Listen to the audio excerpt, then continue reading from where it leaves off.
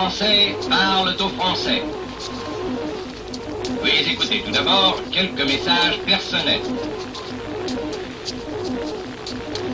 Les sanglots longs des violons de l'automne. Je répète, les sanglots longs des violons de l'automne blessent mon cœur d'une langueur monotone. Je répète, blessent mon cœur d'une langueur monotone.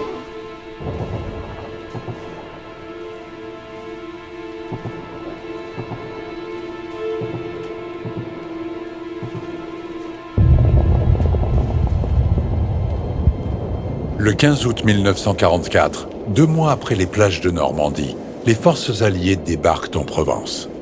Préparée par une intensification des combats aériens et une nuit de bombardement, l'opération Dragon, commencée à 8 h du matin, est un succès. On comptera 1 millier de victimes sur les 100 000 hommes débarqués. Mais l'avancée sera lente et progressive jusqu'à Cannes.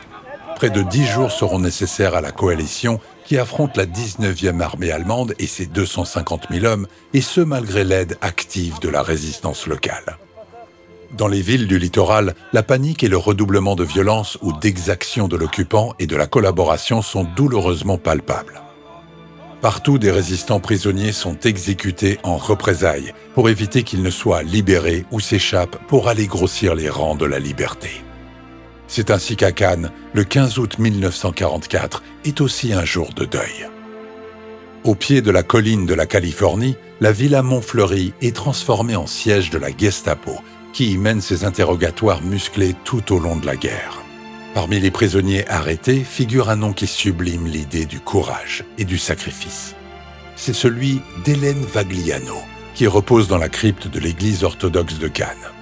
D'origine franco-grecque, elle est arrêtée le 19 juillet 1944.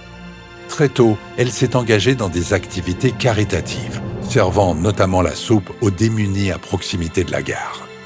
La générosité, le don de soi sont des traits de sa personnalité qui ne seront jamais démentis, même face à la mort. Car, en parallèle à son engagement social, elle s'implique dans la résistance. Au sein du réseau F2, chargé de renseignements militaires, elle recueille et transmet des informations sur les mouvements de l'armée allemande, les positions des batteries anti-aériennes ou encore des sous-marins ennemis dans la Méditerranée. Interrogée, torturée, elle ne parle pas. Elle ne parlera jamais, sinon pour donner de faux témoignages dont la vaine vérification aggravera le sadisme des sévices contre elle. Frappée, brûlée au fer à repasser, elle reste silencieuse sur les noms de ses compagnons de lutte. Elle ne livrera personne et s'éteindra avec ses secrets de résistante, non sans panache, face à la haine grandissante de ceux qui sont sur le point d'être vaincus. La veille du débarquement, elle est transférée à Nice pour de nouveaux interrogatoires, encore plus durs, encore plus insoutenables. Sa seule réponse restera sa dignité et son honneur face à ses bourreaux, jusque dans son exécution avec d'autres femmes sur la colline de Cimiez, où elle entonne la Marseillaise avant que le bruit des fusils ne la fasse taire pour toujours.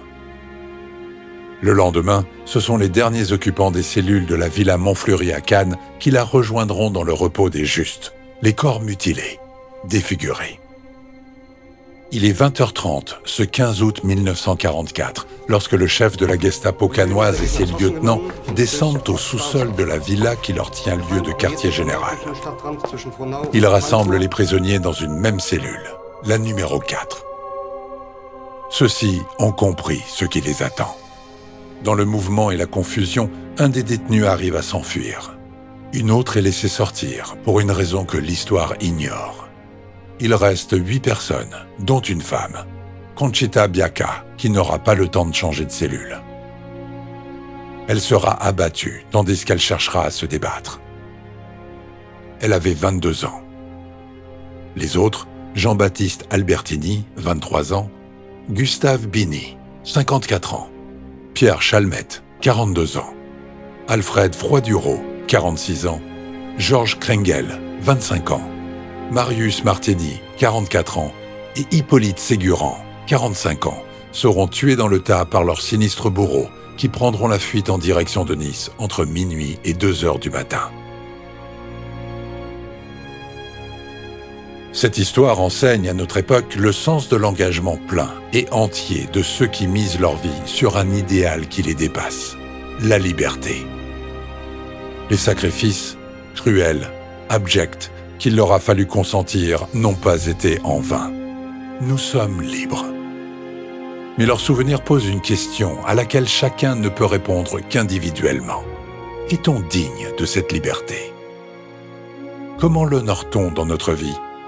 Que sommes-nous prêts à faire pour elle, pour notre pays, s'il était un jour confronté à la même barbarie? À chacun d'éprouver sa conscience et de donner sa propre réponse.